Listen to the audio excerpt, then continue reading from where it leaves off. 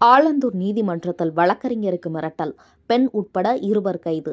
சென்னை நங்கநல்லூரை சேர்ந்த வழக்கறிஞர் ரவிச்சந்திரன் வயது 32 ஆலந்தூர் நீதிமன்றத்தில் வழக்குகள் நடத்தி வருகிறார். கடந்த 20ஆம் தேதி காலை 11 மணியளவில் அவர் JM நீதிமன்றத்திற்கு வழக்கு தொடர்பாக சென்றிருந்தார்.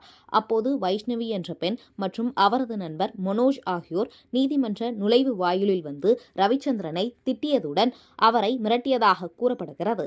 அவரது வாடிக்கையாளர் கீர்த்தனா சார்பில் வைஷ்ணவிக்கு எதிராக 6 மாதங்களுக்கு முன்பு மடிப்பாக்கம் போலீசில் புகார் அளிக்கப்பட்டிருந்தது.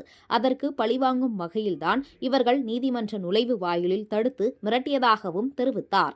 இதனையடுத்து சென்ட் தாமஸ் மவுண்ட் போலீசார் புகார் மனுவை பெற்றுக் கொண்டனர். சப் இன்ஸ்பெக்டர் கரிகாலன் தலைமையில் விசாரணை நடத்தினர். பின்னர் வைஷ்ணவி மற்றும் மனோஜ் ஆகியோருக்கு எதிராக BNS சட்டத்தின் 126(2), 296(p), 351(2) ஆகிய பிரிவுகளின் கீழ் வழக்கு பதிவு செய்யப்பட்டது. இருவரும் போலீசால் கைது செய்யப்பட்டு நீதிமன்றத்தின் உத்தரவின்படி சிறையில் அடைத்தனர்.